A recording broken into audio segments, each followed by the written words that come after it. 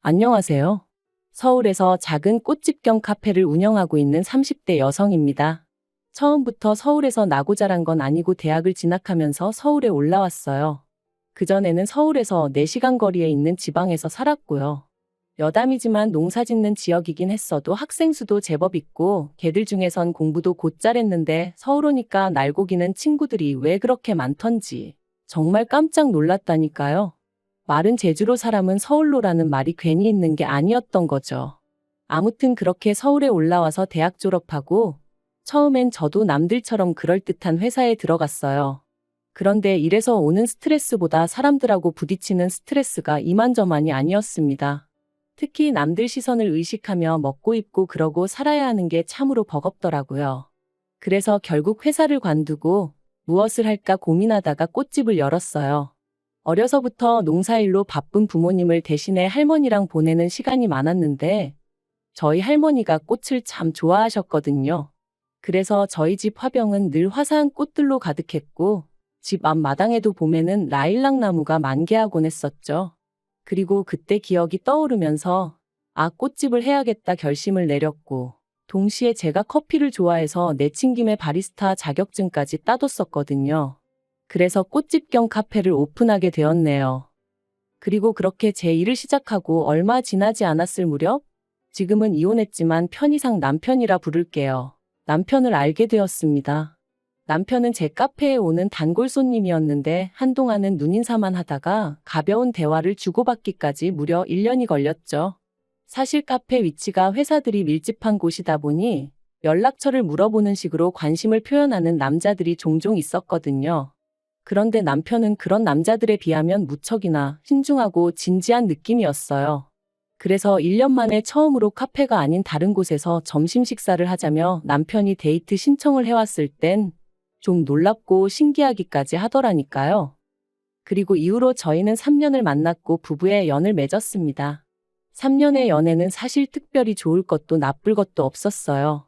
서로를 힘들게 하는 순간도 있었고 동시에 서로를 웃게 하는 일도 있었고 다른 연인들의 연애와 그다지 다를 바 없었다고 할까요? 하지만 솔직히 말해서 목숨보다 더 사랑한다 그런 연애는 아니었던 것 같아요. 그저 지내다 보니까 정이 들었고 나이가 들었고 그러니 결혼 이야기가 나왔을 때 굳이 헤어져야 하는 이유를 찾지 못했던 거죠. 이제 와서 말이지만 정말 어리석었어요. 결혼 자체를 너무 우습게 봤다고 지금도 정말 반성하고 있습니다. 지금 만약 제 주변에서 누군가 이런 마음으로 결혼하겠다고 하면 절대로 하지 말라고 도시락 싸들고 쫓아다니며 말리고 싶을 정도로 말이죠. 결혼할 때 친정과 시댁에서 1억씩 보태주셨고 거기에 저랑 남편이 모아둔 돈을 더해 서울에 아파트 하나를 샀어요. 그런데 그 1억 받고 거진 1년 가까이를 신우한테 얼마나 시달렸는지 몰라요. 왜냐하면 남편에게는 위로 2살 많은 신우가 있었는데 이 신우가 시집을 가던 당시에는 시부모님이 말 그대로 땡전 한 푼 안 해주셨답니다. 시부모님 말씀으로는 이른 나이에 마음에도 안 드는 사윗감을 데려와서 괘씸해서 안 해주셨다고 하셨고요. 하지만 신우는 그래도 자식이라곤 둘밖에 없는데 이렇게 차별하는 법이 어딨냐며 말 그대로 집안을 쑥대밭으로 만든 것은 물론이고 결혼식을 올린 후에는 괜히 저한테까지 심술을 부리기 일쑤였습니다. 제가 운영하는 카페에 친구들을 데려와서는 잔뜩 시켜 먹고는 잘 먹었어 하고 도망을 간다거나 미안해서 밥을 사주고 싶다며 사람을 불러내놓고는 자리에 안 나타난다거나 하나같이 어찌나 유치하던지 어디 사람 짜증나게 하는 법을 배우러 다니나 싶을 정도였다니까요. 하지만 이런 신우의 심술보다 저를 더 짜증나게 한 건 그럴 때마다 남편이 보인 반응이었습니다. 남편은 자기 누나 그러니까 신우가 얼마나 속이 상하면 저러겠냐 하면서 매번 제가 이해하길 바랬어요. 게다가 조금이라도 중요한 결정을 내려야 할 때면 꼭 신우를 만나서 조언을 구하더라고요. 제가 전업주부를 결코 무시하는 건 아니지만 신우는 대학을 졸업한 직후 결혼해서 이후로는 쭉 시조카만 키우며 전업주부로 살았거든요. 그러니 제가 보기엔 부동산이라던가 업무적인 면에서 남편이 조언을 구하기에 신우는 적합한 상대로는 보이지 않았는데요. 심지어 결혼 전 저희 둘이 탈 차를 고를 때도 그랬습니다. 참고로 제 친척 중에는 외제차 딜러로 20년을 근무한 분도 계셨거든요. 그런데 장롱 면허인 신우하고 상의를 하는 꼴이라니 어이가 없었죠.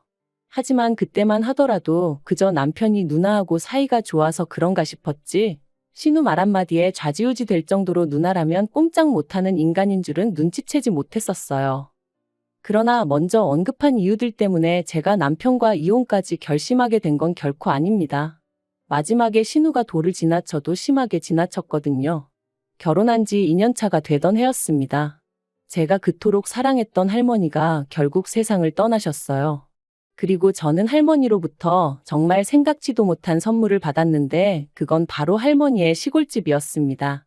부모님께선 팔든 어쩌든 제가 하고 싶은 대로 하라셨지만 저는 할머니와의 소중한 추억이 깃든 공간인 만큼 웬만하면 원형 그대로 최대한 오래 간직하기로 마음을 먹었죠.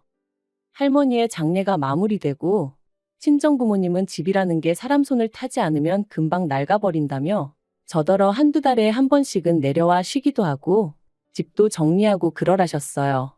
당신들도 종종 들리겠다 하시면서요. 그래서 알겠다 했습니다. 다만 거리가 거리다 보니 어쩔 수 없이 집을 비워야 하는 일이 생길 것 같아 남편에게도 이야기하니 자긴 상관없다고 하더라고요. 같이 가도 좋고 저 혼자 다녀와도 괜찮다면서요. 그리고 솔직히 이때까지도 할머니의 집에 관해서는 이렇게 이야기가 끝났다고 생각했습니다. 그런데 얼마 후 어머님 생신으로 온 가족이 모였을 때였어요. 분위기가 그럭저럭 무르익었을 무렵 술에 취한 남편이 우리는 별장도 있어 그러는 거예요. 그래서 제가 그게 갑자기 무슨 소리냐니까 왜 당신 할머니 집 그 집이 우리 별장이나 마찬가지지 하면서 다 놀러와 이러는데 어이가 없어서 거기가 무슨 별장이냐고 신경질이 나서 확 쏘아 붙여버렸죠. 그러니까 시부모님도 얼른 그래 거기가 어떻게 별장이냐 하시며 남편더러 술 취했으면 쓸데없는 소리 말고 가서 잠이나 자라 하시더라고요. 그런데 신우는 저더러 좋겠다며 언제 한번 자기도 초대 좀 해달라고 그러는 거예요. 그리고 그 자리에는 시매부랑 시조카들도 있었거든요. 그러니 마음 같아선 생각 좀 하고 말하라고 한마디 쏘아붙이고 싶은 걸 그래도 신우체면 그까짓게 뭐라고 그걸 지켜주겠답시고 제가 나중에 기회되면요 하고 말았습니다. 그런데 제가 제 발등을 찍었던 거죠. 어머님 생신으로부터 한 달쯤 지났을 때였어요. 곧 날이 추워질 것 같았고 그러면 한 달에 한 번도 오기가 어려울 수도 있겠다 싶어서 남편더러 정리 좀 하러 할머니 댁에 가자 했습니다. 그런데 남편이 그때 신혼에 한번 초대하기로 하지 않았냐면서 이번에 같이 내려가면 어떻겠냐는 거예요. 날 더 추워지기 전에 가서 할머니 댁 마당에서 고기도 구워 먹고 그러면 좋겠다면서 말이죠. 그리고는 남편이 덧붙이길 시조카들한테 거짓말하는 숙모가 되고 싶은 건 아니잖아 하는데 인사치레로 한 말이었지만 애들까지 기억을 하고 그런다 하니 어쩔 도리가 없더라고요. 그래서 울며 겨자 먹기로 같이 가게 되었어요. 그런데 그렇게 모이고 또 다시 얼마간의 시간이 지났을 때였어요. 카페에 손님도 없고 그래서 모처럼 커피 한 잔에 여유를 즐기고 있는데 할머니 댁 근처에 사는 이웃분에게 전화가 걸려왔습니다.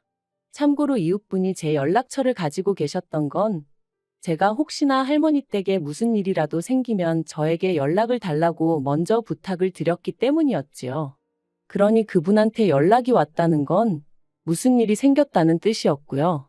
그리고 아니나 다를까 그 이웃분께서 지금 할머니 집에 어떤 남자가 이삿짐을 옮긴다며 생뚱맞은 이야기를 하시는 거예요. 그래서 제가 그게 무슨 소리냐, 거기에 이사를 누가 오냐 되물었습니다. 그러니까 그렇지 않아도 당신도 궁금해서 누구냐고 물었더니 그 남자가 무슨 상관이냐면서 짜증을 내더라나요. 황당해서 친정부모님께 바로 전화를 드렸더니 역시나 친정부모님도 금시초문이라며 거기에 누가 이사를 오냐 말도 안 된다. 저와 같은 반응을 보이셨지요. 결국 친정부모님과 함께 할머니 댁으로 내려갔습니다. 평일이라 차가 덜 막히긴 했지만 그래도 4시간이 짧은 시간도 아니고 마음이 초조하니 거리는 평소보다 더 멀게만 느껴졌어요. 그리고 할머니 댁에 도착했을 땐 이미 깜깜해질 대로 깜깜해져 있었죠. 집안에서 인기척이 느껴져 현관문을 두드렸지만 아무도 나오지 않았습니다.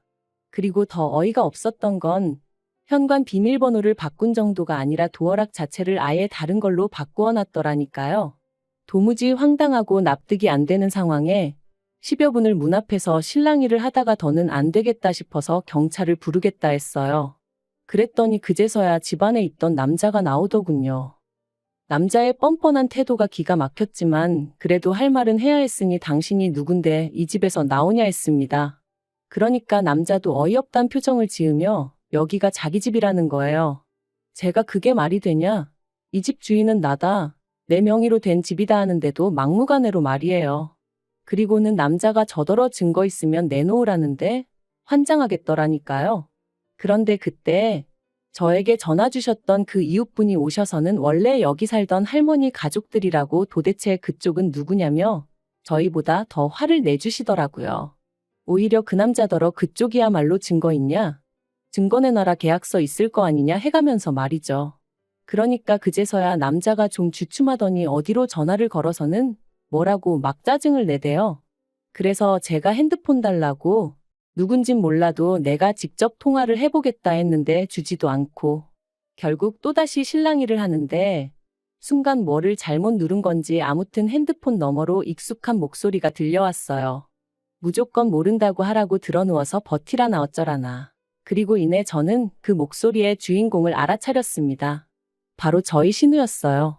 그래서 제가 형님이냐니까 신우가 가타부타 대답도 안 하고 냉큼 전화를 끊어버리대요.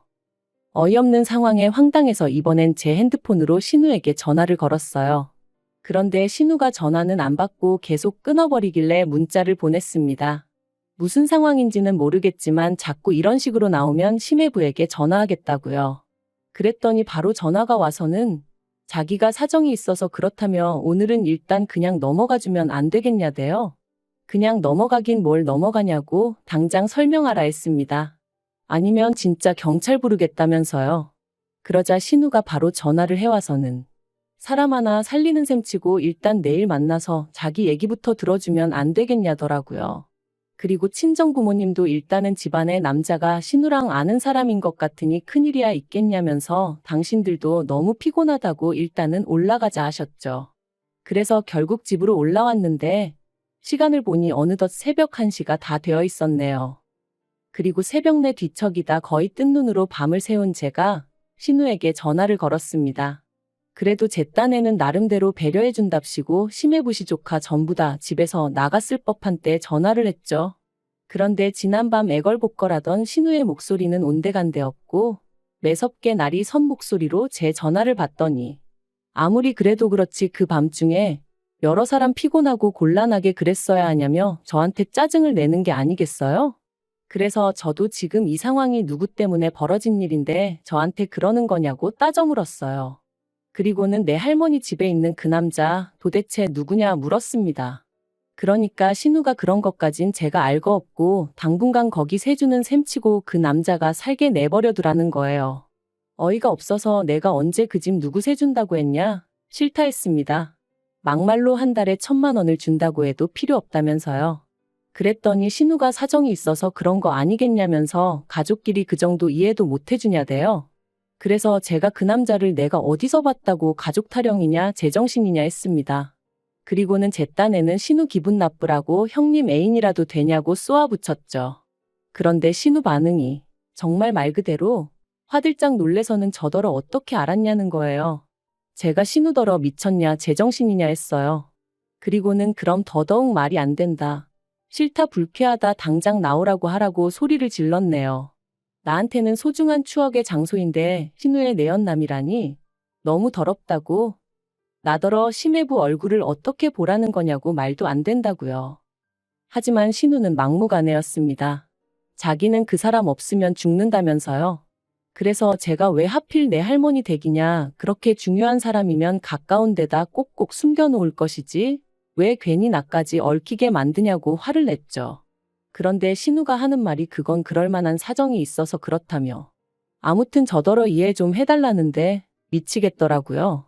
마음 같아선 확 심해부한테 이야기해버릴까 싶다가도 그럼 시조카들은 어떻게 되는 건가 싶고 그리고 그렇게 남편한테조차 말도 못하고 속만 끓이던 와중에 시댁이 완전히 뒤집어졌습니다. 심해부가 신우가 바람을 피고 있다는 사실을 알아챘거든요. 그리고 심해부가 눈치챈 이유도 어이가 없는 게 저희 할머니 집 근처에는 마트고 뭐고 없으니까 신우가 어지간히 뭘 사서 보냈던 모양이에요. 문제는 그렇게 사나르는 동안 심해부 카드 쓰고 인터넷 쇼핑몰 아이디도 심해부 거로 하고 멍청한 데는 답도 없다더니 정말 그 말이 딱이더라니까요. 그리고 심해부가 아무리 둔하다고 해도 카드값도 전에 없이 많이 나오는 와중에 심지어 물건 중 하나가 반송이 되면서 그 전화가 신우가 아닌 심해부한테 갔나 보더라고요. 그러니 이건 뭐 이혼당하고 싶어 환장이라도 한 건가? 아주 그냥 심해부한테 제발 눈치 좀 채주세요 하고 빌었구나 싶더라니까요. 그래서 결국 심해부가 신우에게 이혼하자 했는데 어처구니 없게도 그 불똥이 저한테 튀었습니다. 신우가 말하길 이대로 이혼당하면 자기는 정말 오갈 데도 없어지기에 자기가 제 할머니 집에서 살아야겠다고 했거든요. 제가 미쳤냐 제정신이냐 화를 내니 오히려 적반하장도 유분수지 누가 거기서 평생 살겠다고 했냐고 자기랑 자기 내연남이랑 얼마라도 돈을 모아야 이사를 가든 어쩌든 할 거 아니냐면서 자기 상황 좀 이해해 달라나요. 그래서 결국 이미 신우 이야기로 온 집안이 뒤집어진 마당에 제가 못할 말이 뭐가 있겠나 싶어 남편에게 그간의 자초지종과 신우의 억지를 전부 다 털어놓았습니다.